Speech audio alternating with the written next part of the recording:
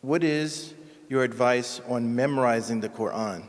Should one learn Arabic first beforehand?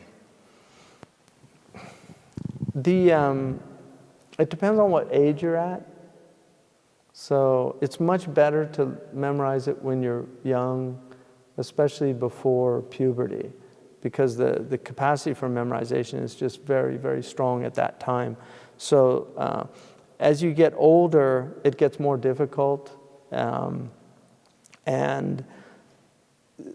you know, because I became Muslim, I was already an adult, and the people that I study with, the Mauritanians, they say, you know, memorization of the Qur'an is mandub, but fiqh is wajib, aqeedah is wajib, and so they prioritize fiqh and aqeedah over memorization. So, you know, I would say that learning Arabic to learn the deen is very important.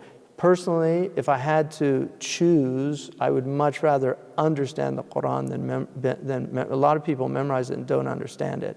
Whereas, alhamdulillah, if you understand it, it's a great blessing to understand it. It's a great blessing to memorize it, undeniably. But if you had to choose, Marabt al-Hajj, one of the very first things that he told me when I was in Tuamirat, he said about hifz, he said, حفظ سطرين خير من he said حفظ سطرين خير من قراءتي وقرين. Like, to learn 2 lines is better than to memorize 2 lines is better than to reading 2 camel loads.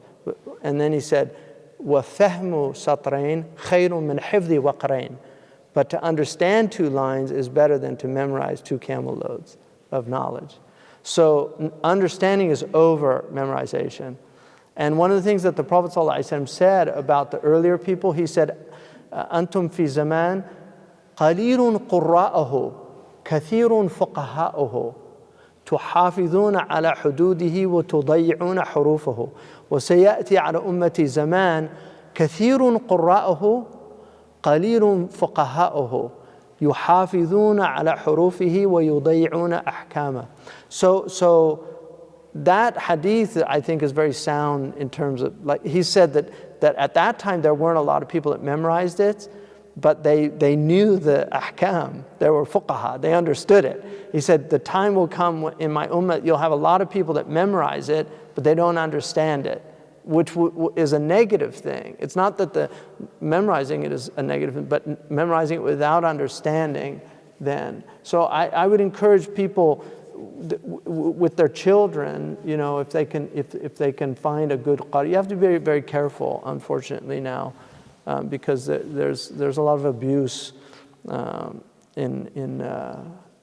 you know, so you have to find trustworthy people. And then you should also always, nobody should be alone with children, especially males that are not mahram. You should never have like one-on-one with a child. Doesn't matter who they are. And that's the sunnah. Abu Hanifa radiallahu anhu did not allow beardless youth to come into his majlis, and they asked him about it. He said, this is what I saw from my teachers. So you might not have that problem, but just you know. So it's very important, because unfortunately the Prophet ﷺ, one of the signs of the latter days is pedophilia, and that's in the hadith. The Prophet said, yushtahal ghulam. He said people will desire boys, you know, children. Anyway.